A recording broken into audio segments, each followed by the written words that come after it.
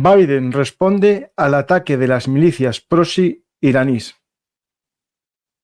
Ataques en Siria e Irak. Hola a todos, soy Francisco Garzacampa y esto es Velum Artis, Actualidad Militar.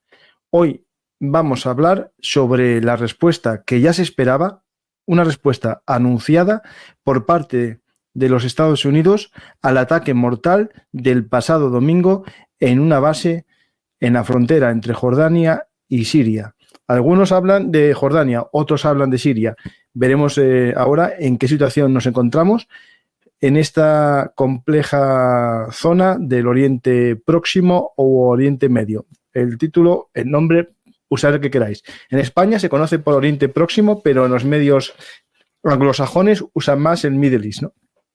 Vamos a ver la respuesta tras la llegada de los cadáveres de los 3 soldados estadounidenses muertos este pasado fin de semana a los Estados Unidos.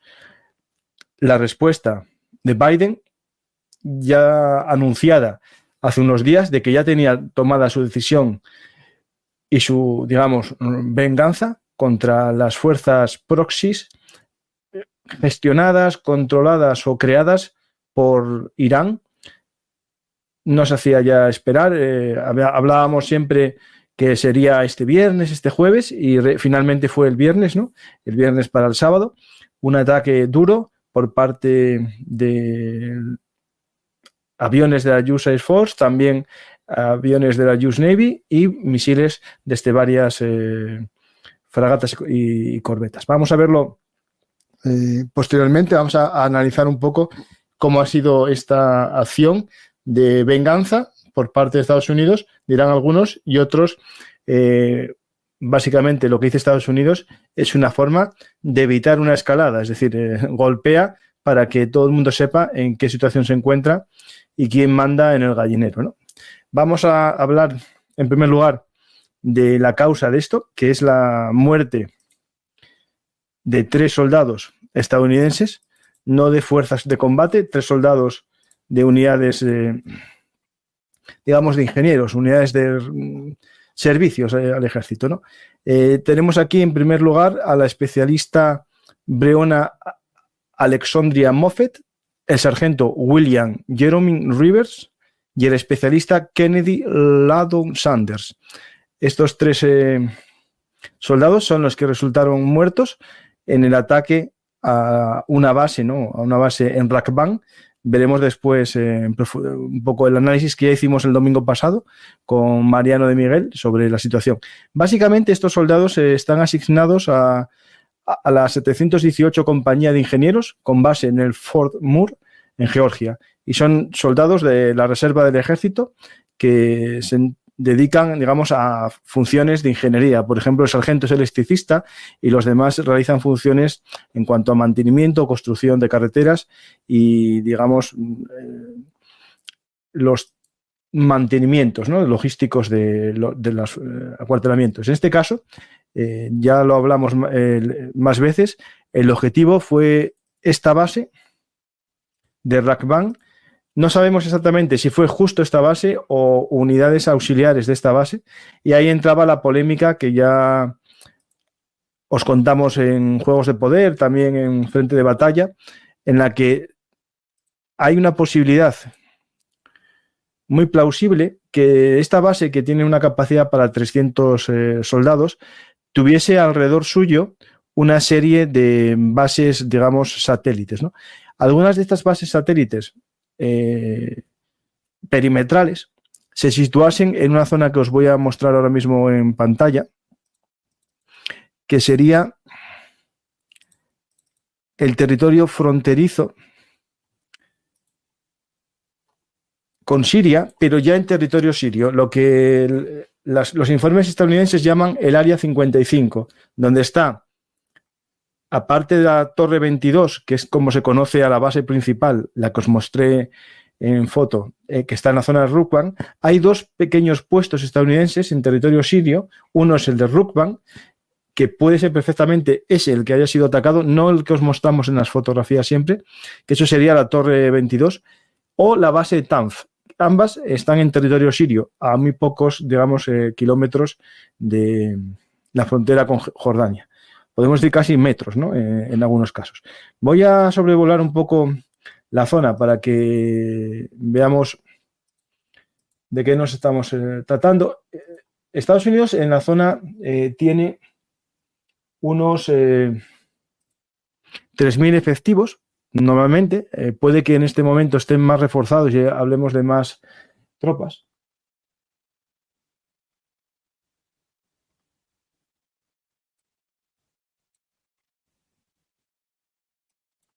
Esta es la Torre 22, aquí la tenéis.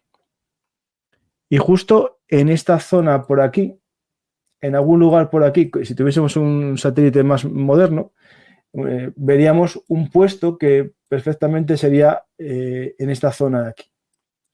En esta zona de Rakban, en la zona siria, justo enfrente de la posición que estamos viendo. Por ejemplo, mira, aquí tenemos una zona que puede ser del ejército sirio previa y los estadounidenses la utilizasen como base y sea esa torre Rakban donde puede que haya muerto los soldados que están haciendo esa infraestructura, porque se sitúa justo enfrente de la frontera con Siria, justo donde está la Torre 22. Pues mira, esta zona aquí perfectamente podría ser lo que se llama el Rakbar y cumple con una premisa que habíamos hablado el domingo pasado, de que la zona atacada es una zona con tiendas de campaña, con tent en inglés, ¿no? Con carpas. Y aquí hay esta posición que puede ser perfectamente asimilada por Estados Unidos como una base propia, ¿no? Porque estaría justo enfrente de la torre. Aquí tendríamos la distancia. Está a 2 kilómetros y sería donde posiblemente hayan muerto los soldados en esta zona realizando misiones de, digamos, de mantenimiento o creación de una base, ¿no? Es cierto, y hay que destacar que está en territorio sirio. Y eso cumple con lo que habían dicho, digamos, los comunicados de la resistencia islámica de Irak cuando atacó este puesto, diciendo que estaba en Siria y no en Jordania, como decían las notas o los medios de comunicación estadounidenses, ¿no? ¿Podéis explicar por qué o desde cuándo los norteamericanos llegaron a instalar bases militares en Siria e Irak? Bueno, en Irak está claro desde el 2003, desde la ocupación militar para derrocar a Saddam Hussein, aunque es cierto que salieron de allí y ya no llevaban un gobierno directo, entregando al gobierno de Irak la gestión de su territorio, con la aparición posteriormente del ISIS, llevó a una entrada de nuevo de tropas estadounidenses a gran escala en la operación Inherent Resolve, pero en todo momento, tras la retirada de estadounidenses, digamos, de Irak, quedaron bases y reductos en distintas ciudades iraquíes. En este caso, estamos hablando de Siria y esto todo viene a lugar a la guerra civil siria y la aparición de milicias en la zona fronteriza. Voy a poner un momentín aquí. Vale. Esta zona fronteriza con Irak, ¿vale? Si esto lo pintásemos, por ejemplo, toda esta zona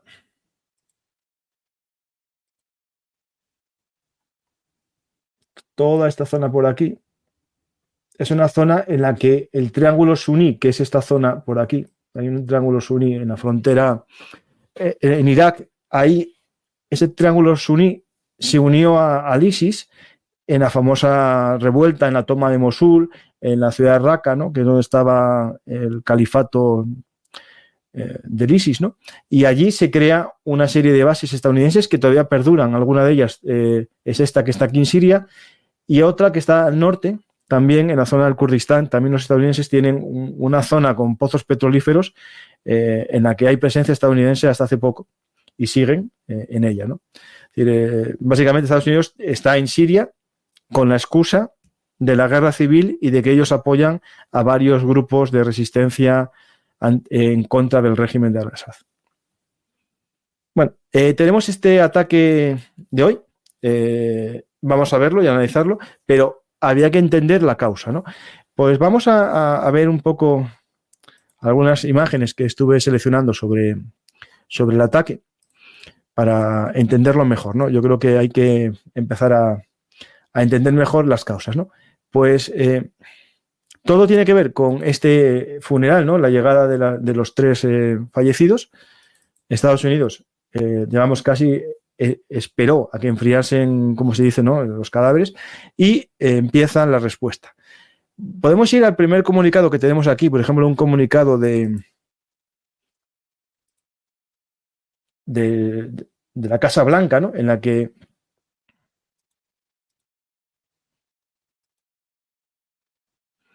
tenemos el comunicado de la Casa Blanca del 2 de febrero, en la que viene a decir que este pasado domingo 3 soldados americanos fueron asesinados en Jordania por un lanzamiento de drones por parte de grupos de milicias, digamos, que están manejados, ¿no?, por la Guardia Revolucionaria Islámica, IRGC. Hoy, pronto, yo atendí a los... atendió al regreso de los 3 bravos soldados americanos en el aeropuerto de Dover y hablé con cada uno de sus familias. Esta tarde, en mi dirección, ¿no?, bajo mi dirección, fuerzas estadounidenses golpearon objetivos e instalaciones en Irak y Siria del IRGC y milicias afiliadas que acostumbran a atacar a los Estados Unidos. Nuestra respuesta comienza hoy y continuará las veces y en los lugares que nosotros elijamos.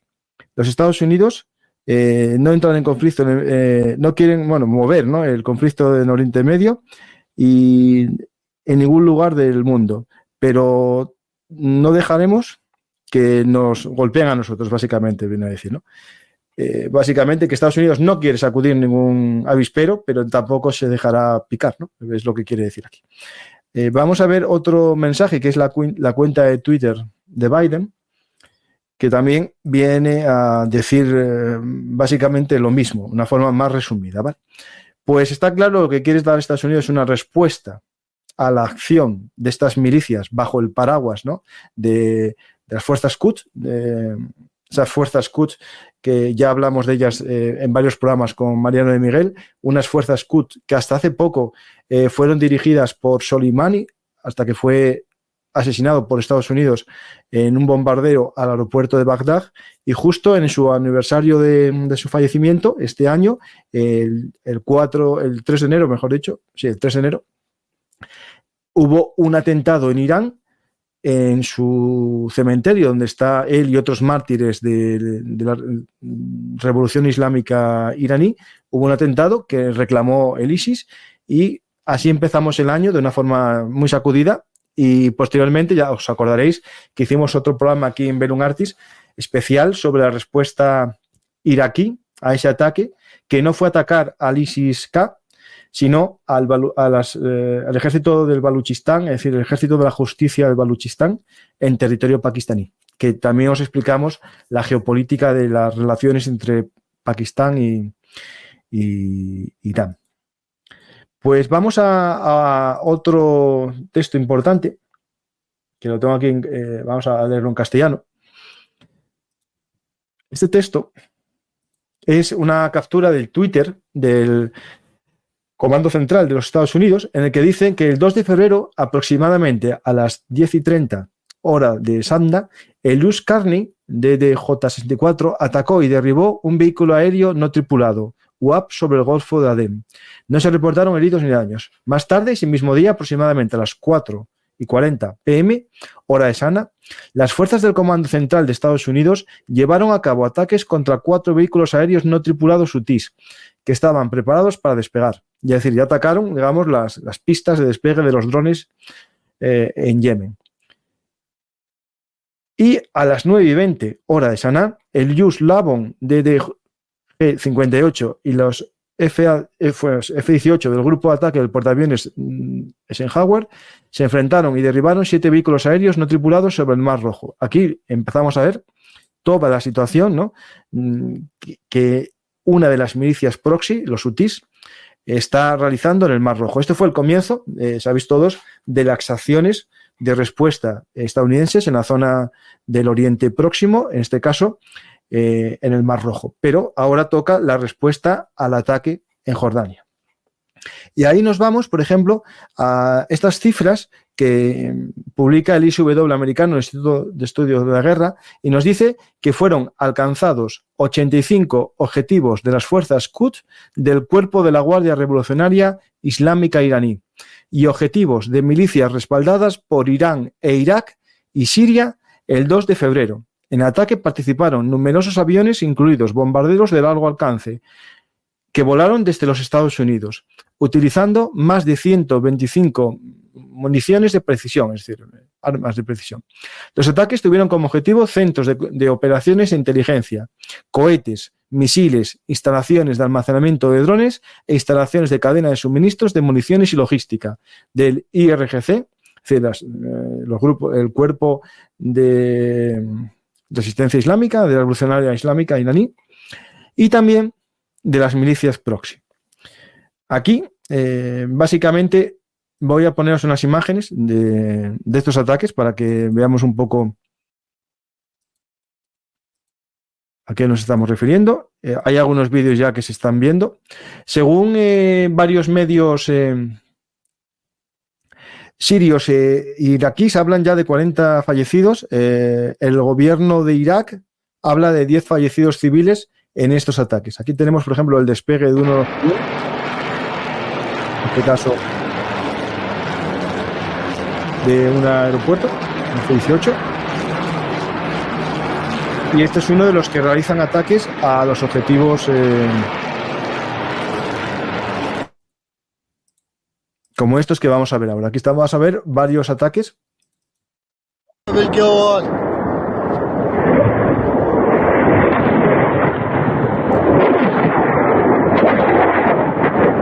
Podéis ver en este caso explosiones secundarias,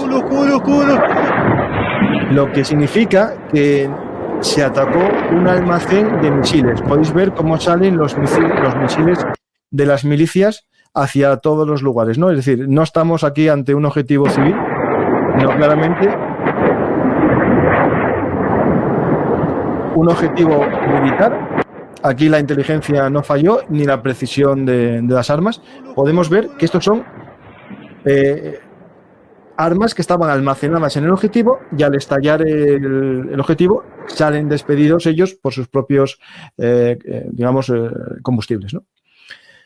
Está claro que es un ataque a un almacén. Ahí, exitoso. Nadie puede decir que no fue un objetivo legítimo. ¿Qué sucede? Que puede que en las explosiones secundarias haya fallecido civiles porque esto que vemos salir en todas las direcciones puede que haya caído también en alguna zona poblada.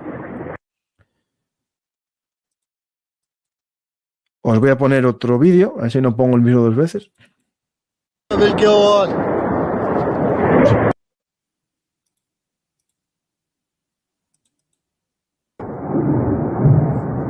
Ahí pudisteis ver pasar un avión, se vio el vuelo de un avión estadounidense.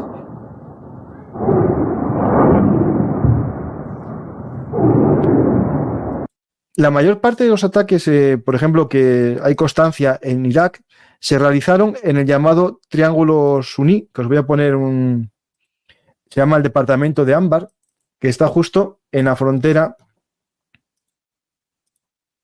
con Siria y con Jordania. Os habíamos hablado de que había una zona ahí que estaba toda muy vinculada, pues es justo esta zona que este puntito de aquí, si no memorizo mal, podía estar justo Raqqa ahí. La zona aquí, que es la zona donde fueron atacados los 3 estadounidenses. Pues tenemos un ataque de precisión, según los Estados Unidos, pero no es el fin de los ataques. Aquí podemos ver a Joyce Austin, que dijo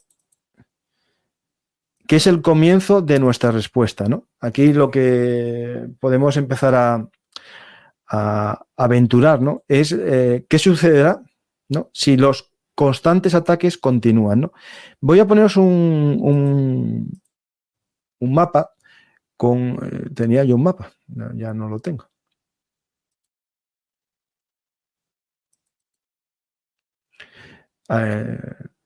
cosas del directo, perdonadme. Aquí está.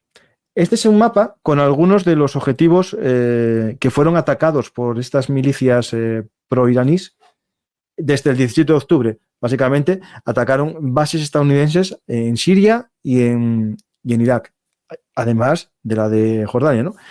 Que es importante que... Este Al-Tanf, ¿os acordáis, no?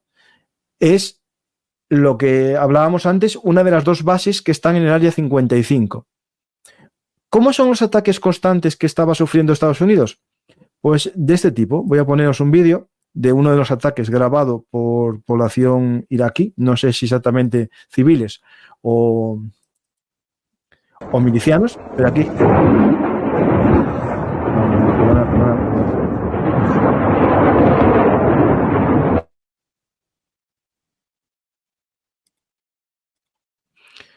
Aquí está.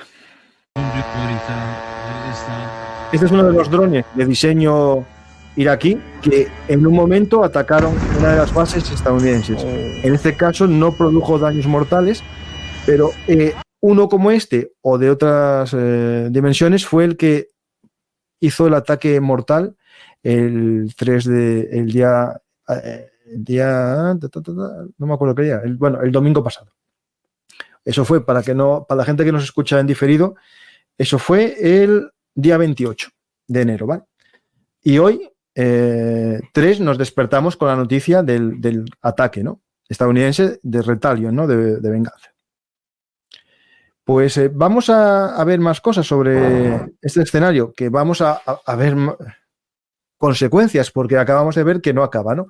Pues vamos a ver la respuesta, por ejemplo, que da Irán. Dice que estamos ante otro error estratégico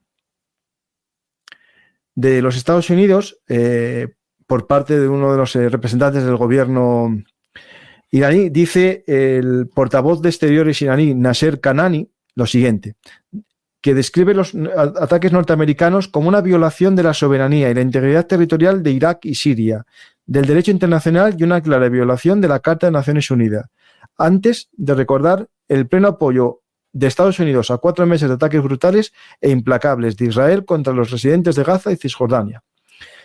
Según el gobierno iraní, el ataque de anoche contra Irak y Siria es una acción aventurera y otro error estratégico del gobierno estadounidense, que no tendrá otro resultado que la escalada de tensión e inestabilidad en la región, ha anunciado el portavoz.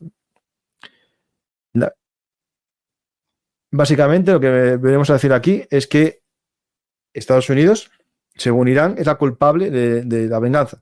No se tiene en cuenta tampoco las acciones constantes, ¿no?, desde el 7 de octubre por parte de milicias proxy a intereses estadounidenses, ¿no? Aquí estamos a una guerra, ¿no?, una guerra entre Israel, Hamas y el mundo, digamos, radical islámico. Aquí no voy a hablar con el mundo árabe, sino con los movimientos en torno al gobierno de Teherán, esas milicias proxy, a las que ya dedicamos varios programas.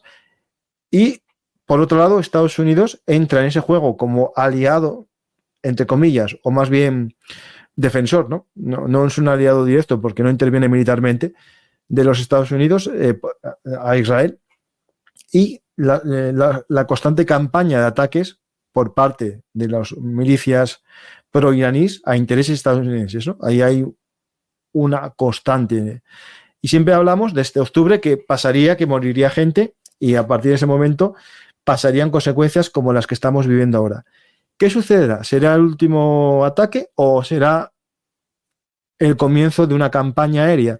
Vimos en el caso de los ataques a los hutíes 2 días muy duros, es decir, esta noche puede haber otros ataques, se hace una bajada de intensidad, pero hay una constante respuesta. Por ejemplo, como os leí hoy, a los ataques hutíes responde la US Navy en el Mar Rojo. Pues puede pasar algo similar en esta zona.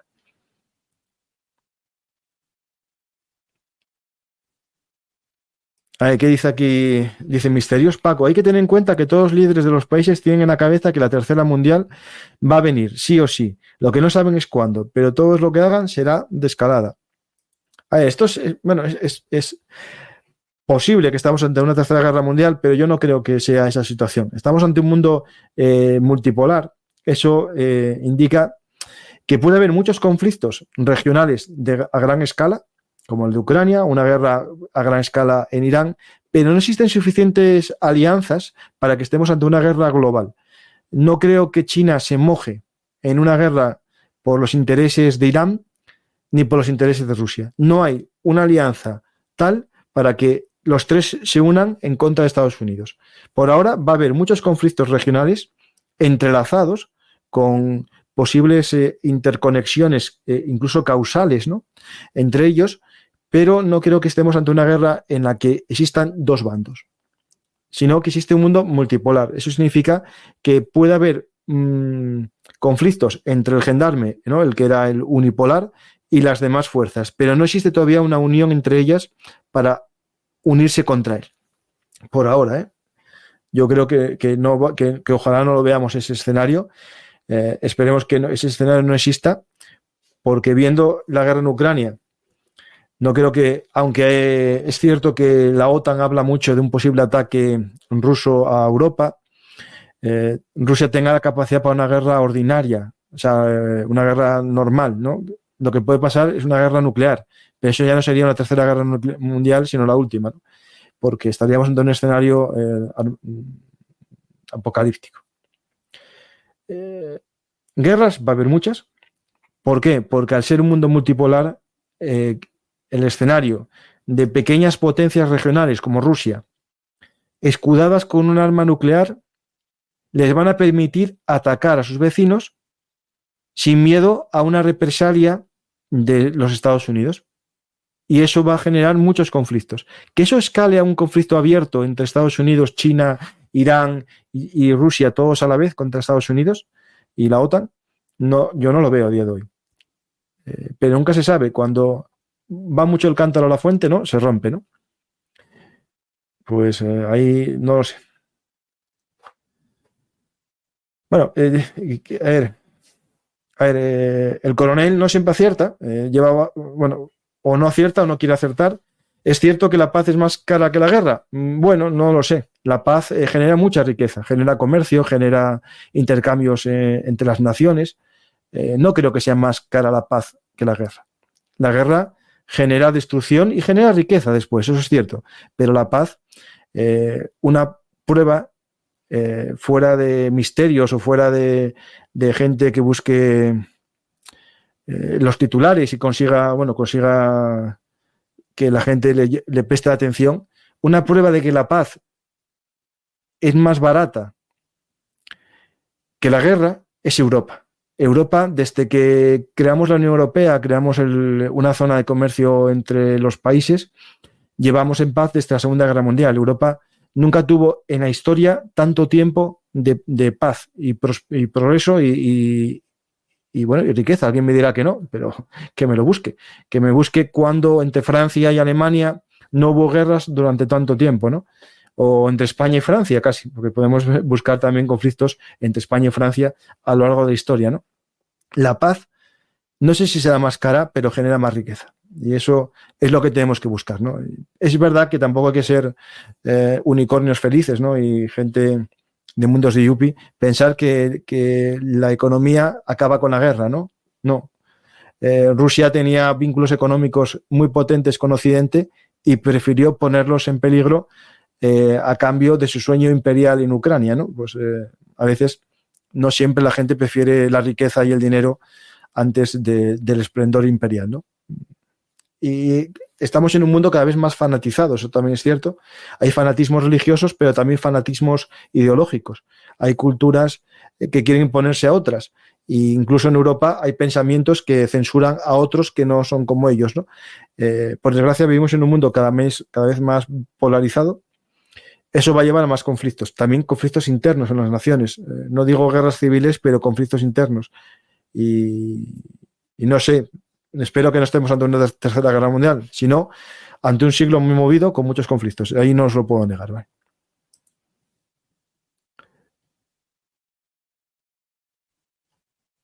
Voy a... ¿Qué más os podía decir? No, esto es un programa de Hablamos. Entonces, por lo tanto, si tenéis alguna pregunta, ponérmela por ahí y yo voy a ir...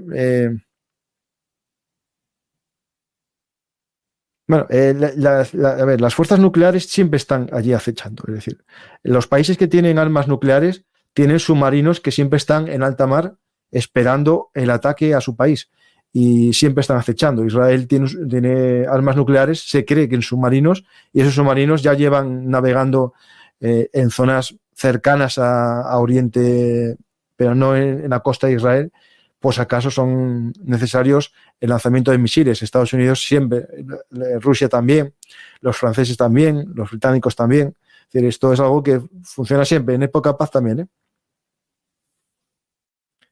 Sí, sí, la paz se cimentó en la derrota alemana, es cierto, y en el cansancio, sí, es cierto, pero se podía haber fomentado otra venganza como en la Primera Guerra Mundial, que se fomentó otra venganza. Es decir, yo creo que se gestionó bien en Europa.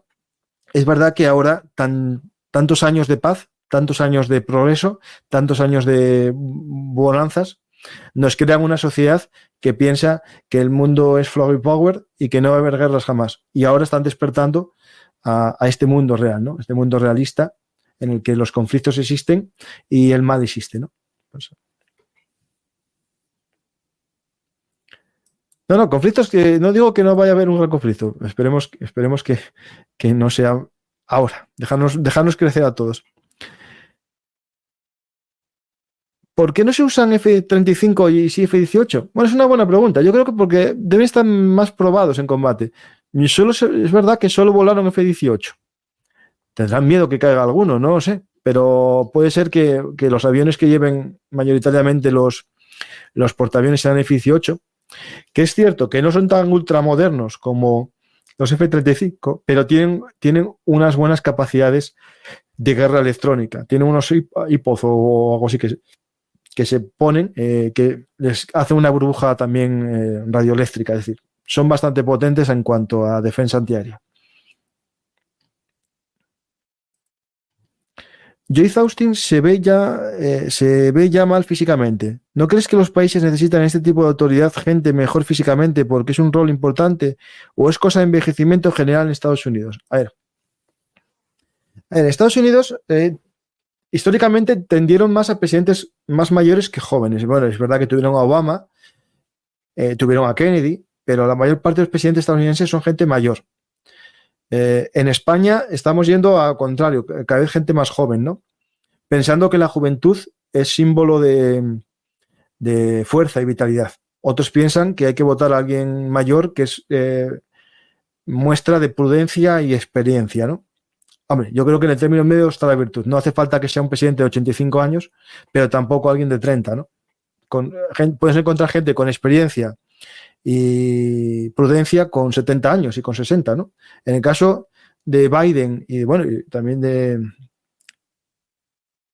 el caso del secretario de Defensa, hay que recordar que tuvo una operación, estuvo muy enfermo y estuvo desaparecido durante casi un mes, y lo habíamos comentado en varios programas ya, su enfermedad, ¿no? Pero bueno, yo ahí entiendo que no solamente importa esta gente, sino los que están detrás, ¿no? Es decir, ahí están los asesores del Pentágono y asesores de los servicios secretos estadounidenses que, bueno, son los que realmente marcan, ¿no?, el destino, ¿no? Si Estados Unidos no responde a un ataque, la sociedad norteamericana penaliza a su presidente y su partido en las próximas elecciones. A ver, a Estados Unidos no le gusta que le ataquen y no le gusta un presidente que no responda. El problema es que Estados Unidos vive siempre una especie de bipolaridad, ¿no?, entre los que aislacionistas y los que tienden a dar más énfasis a la parte internacional de la política, ¿no?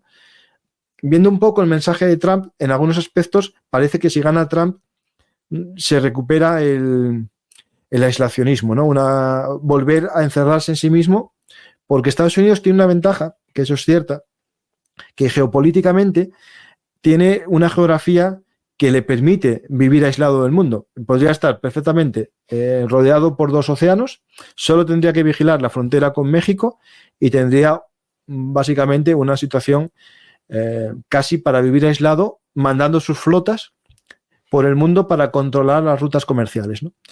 Pero también es verdad que Estados Unidos tiene picos en su política internacional de intentar dirigir al resto del mundo imponiendo, por ejemplo, la democracia o imponiendo el sistema capitalista. Es decir, algo que lo vimos siempre y a veces, afortunadamente, y muchas veces más, desafortunadamente, las consecuencias generan inestabilidad, ¿no? ¿Qué es mejor? Dirán algunos, que Estados Unidos se aísle y que deje hacer. Bueno, eso está muy bien. Si tú vives aislado en otra isla, ¿no? Pero si tú vives en un lugar en el que hay conflictos, que Estados Unidos deje de intervenir significa que el vecino de al lado te puede atacar, ¿no?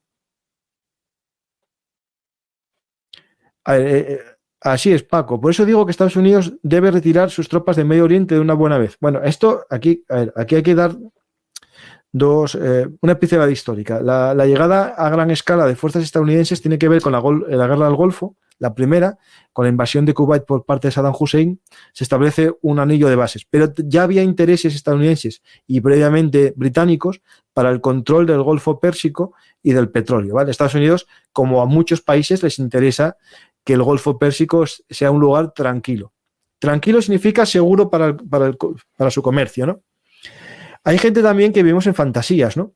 Por ejemplo, que España, un país que dependemos de las rutas comerciales asiáticas y del petróleo del Golfo, crea que el Mar Rojo no es de su interés, me parece una acción muy, muy estúpida. Es decir, si Estados Unidos pierde por el cierre del Mar Rojo y del Canal de Suez, más perderá Europa, que es por donde nos viene la mayor parte de las mercancías de Oriente, ¿no? Es decir, esto es un interés para todos. Estados Unidos, bueno, como potencia, como hegemón, como garante, ¿no?, de la talosocracia, tiene bases por todo el mundo. Puntos que antes se llamaban de carboneo, después puntos de reabastecimiento y ahora son puntos logísticos y tiene bases para sus flotas, ¿no? No creo que abandone Oriente Próximo. Y si abandona Oriente Próximo, eso implicará una inestabilidad muy grande en países como Jordania o Arabia Saudí. Y los que vencerán no serán democracias, sino también movimientos islamistas radicales, ¿no? Por eso hay que balancear y ver qué queremos, ¿no?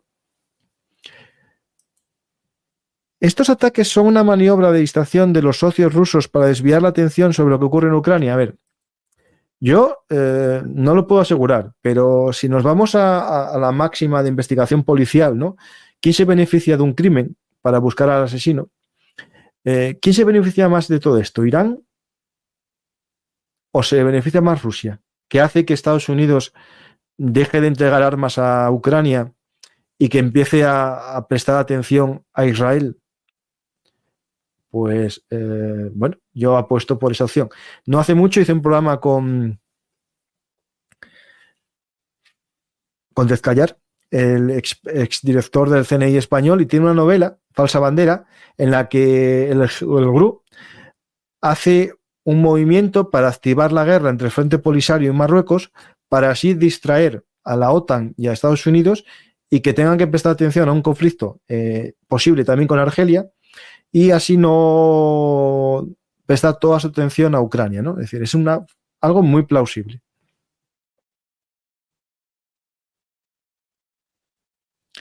A ver, no, es que a ver, las democracias en Irak lo intentó.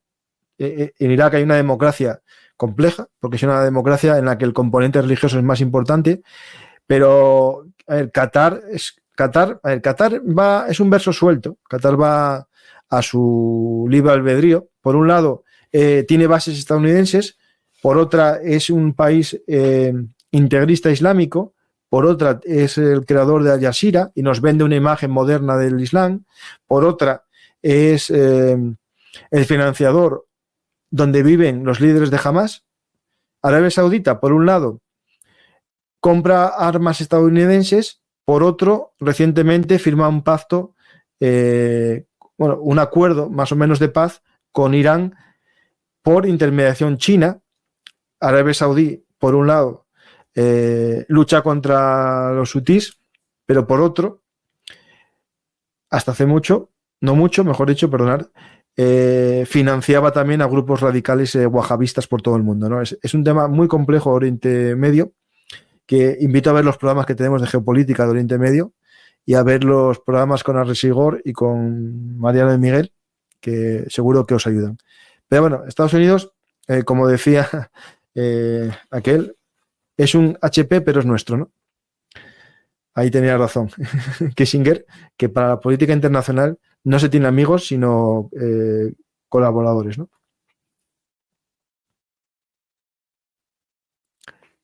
Vamos a ver en Twitch. Hola a todos los que estáis en la plataforma morada y también a los que estáis en YouTube. Voy a ver si hago una pregunta más, porque me parece que no hay. Muchas gracias, Enrique, por hacerte miembro. Gracias. Animáis a continuar. Este programa lo hice así un poco de tirón. Espero que os haya gustado. Si no hay más preguntas, pues nada, lo dejamos. Es un programa de hablamos. Por tanto, si no hay preguntas, ya deje de hablar.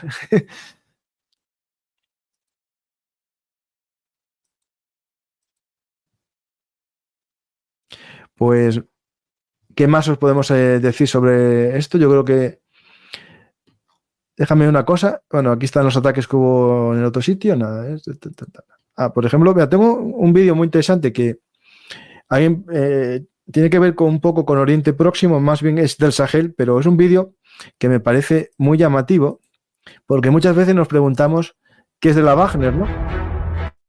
Aquí tenemos un vídeo en Centroáfrica, en la República Centroafricana, de miembros de la Wagner instruyendo a soldados centroafricanos en el asalto de trincheras. Es interesante. Sobre todo porque no creo que haya mucha guerra de trincheras en mitad del desierto. Pero bueno, a lo mejor, quién sabe, lo podemos ver también en los alrededores de alguna ciudad o localidad. Pues la Wagner sigue existiendo. Hace poco os informé de que el servicio secreto británico decía que los miembros de la Wagner en Rusia se unían a la Rosguard, es decir, a la Guardia, digamos, Nacional, a una fuerza vinculada a presidencia, como unas fuerzas de choque. Pero mientras tanto, otros wagneritas están en África luchando contra los grupos islamistas. Viendo el panorama, ¿cuánto tardarán en restaurar la mili? Bueno, en España yo creo que no se va a restaurar por política, pero hay países que sí que ya lo hicieron. Suecia lo tiene ahí, Alemania lo planteaba también, Francia lo plantea no por un tema de defensa nacional, sino por un tema de política interna, ¿no? Dar cierta disciplina y valores a la juventud, ¿no? El problema que también enseñar a manejar armas a algunos, no sé yo si va a ser buena idea. Pues, si no hay más preguntas, espero que os haya gustado el programa. El Sahel, bueno, está complicado porque los grupos, digamos, Tuareg están creciendo cada vez más, están tomando mucho territorio. Los islamistas también, expulsando a las tropas wagneritas. En algunos lugares se añaden componentes, por ejemplo, de guerra híbrida. Fuerzas especiales ucranianas atacan también a wagneritas en Centroáfrica. Bueno, sería para volver a hacer un programa en Sahel. Un día, cuando encuentre hueco, hacemos un programa así de estos de hablamos. Y eso es una cosa importante. Francia ya no está. Occidente casi abandona totalmente la zona del Sahel. Eso es una victoria para Rusia. No es una victoria para la población centroafricana, ¿vale? Porque les va a generar más desestabilización. Es claro que China no puede ir por su cuenta en Medio Oriente, ejemplo, contra los hutíes. ¿Por qué les cuesta cooperar aún por un bien común? A ver, política. El más perjudicado de todo esto, si el Mar Rojo se cierra, es China, que es el mayor exportador del mundo, en el que pasa todas sus mercancías que vienen a Europa por ahí. Por lo tanto, si se cierra, pierde. Si algún barco chino es dañado, pierde. Y de hecho ya hizo varias declaraciones el gobierno chino en contra de los hutíes y sobre todo también un poco amenazando a Irán de que deje o que dé, más bien que controle a sus crías, ¿no? Es decir, que someta bajo control a los hutíes. y China es la más perjudicada. China ya tiene varias bases en la zona. En Djibouti tiene una base, tiene barcos en la zona contra los piratas somalíes, y no sería raro que metiese barcos también en el Mar Rojo para luchar contra los hutíes si atacan intereses chinos. ¿Colaborar con Estados Unidos? Bueno, quién sabe. A lo mejor para una guerra de este tipo contra la piratería o la guerra contra los hutíes es posible. No, no está preocupada, pero sí dio mensajes. Buscar, y hay notas de prensa del gobierno chino enfadado con el tema de los ataques. Sus mercancías pasan por ahí. Si no, tienen que pagar un extra. Primero, ya están pagando un extra por los seguros, que son muchos millones. Otro extra si no pasan por el Mar Rojo para bordear toda África, que son 30 días más de viaje. Yo creo que les afecta, ¿eh? Si no les afecta a ellos, ¿a quién les afecta? Sobre todo si la mercancía tiene un Incoterms. Es un Incoterms, bueno, es en ventas internacionales de derecho mercantil se establece quién paga el transporte. Si el transporte lo paga el vendedor, sí le afecta a China, mucho. No, a China no le importa nada la religión ni la política de los países, sino lo que le importa son sus intereses. Si sus mercancías pasan tranquilo, pues negocia con quien sea. Si sus mercancías no pasan, va a empezar a preocuparse, ¿no?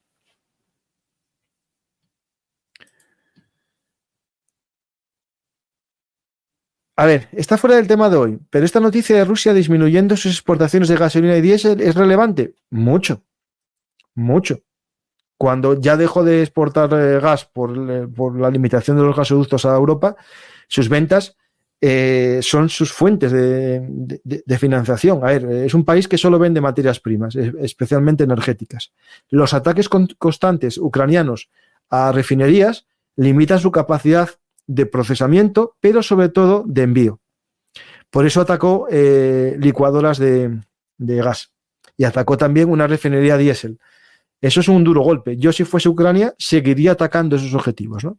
Me ha dicho, publicó José María en su hilo un mapa muy interesante que os lo voy a mostrar, del alcance que tienen las armas ucranianas a día de hoy en territorio ruso, ¿no? Claro. Y ya está. Ay, perdona.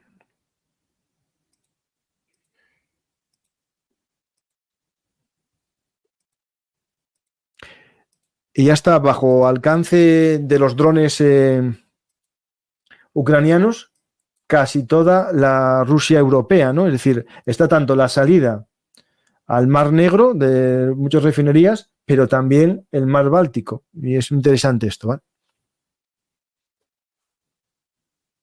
Y esto es lo que decía yo, que claro, se multiplica por 4 el transporte. Claro, es que esto, si decís que a China no le preocupa, tenemos un problema muy, muy grave de economía. Por eso me censuran el programa que hice de economía hace poco. Paco, una última pregunta. Leí un titular en que Estados Unidos ha puesto sanciones a Israel. ¿Sabes algo de eso? No. No. A ver.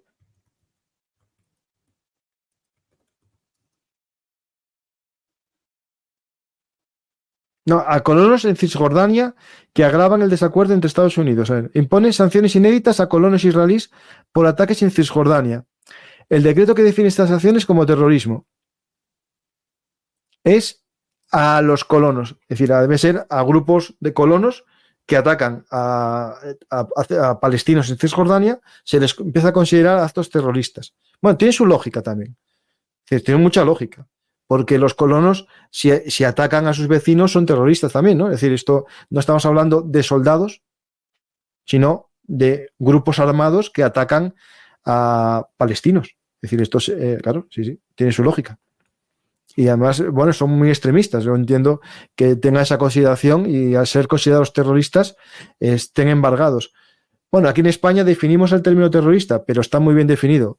Una cosa importante, si en España alguien cambia la definición de terrorismo, no implica que para otros países sean considerados terroristas, y eso lleva consigo embargos internacionales. Estados Unidos ya no permite ningún grupo terrorista su financiación, por ejemplo, en bancos europeos o comercios bancos estadounidenses, perdona.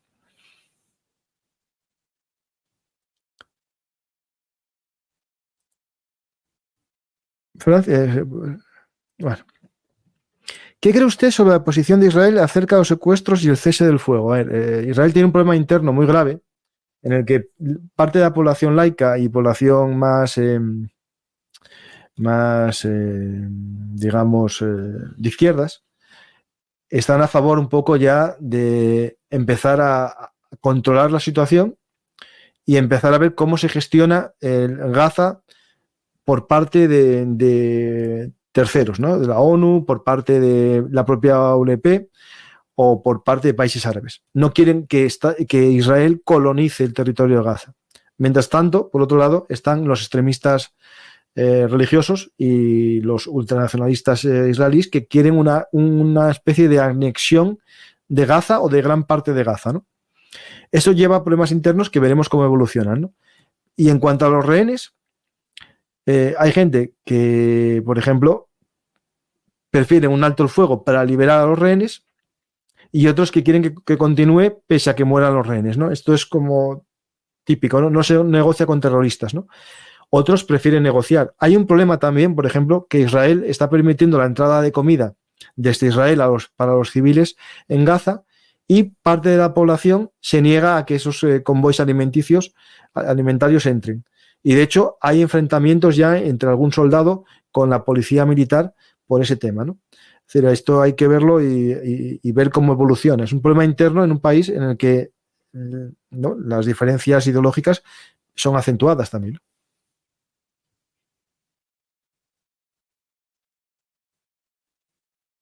¿Crees que con la toma del paso de Rafah se acabará el conflicto? A ver, es complejo, porque eso llevará a un cierre completo de Gaza. Es decir, Israel someterá a la población gazatí al embargo cuando quiera, ¿no?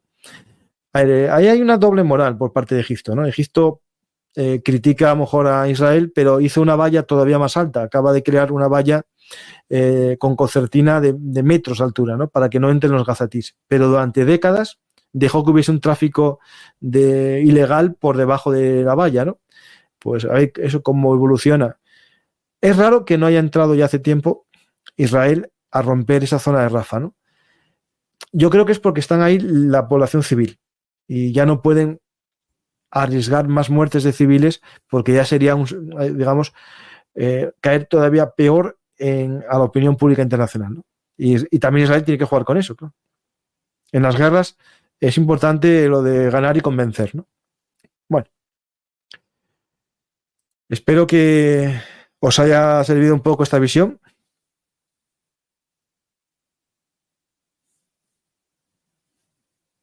Espero que os haya gustado esta mini explicación de lo sucedido. Espero que os haya servido para contextualizar los hechos.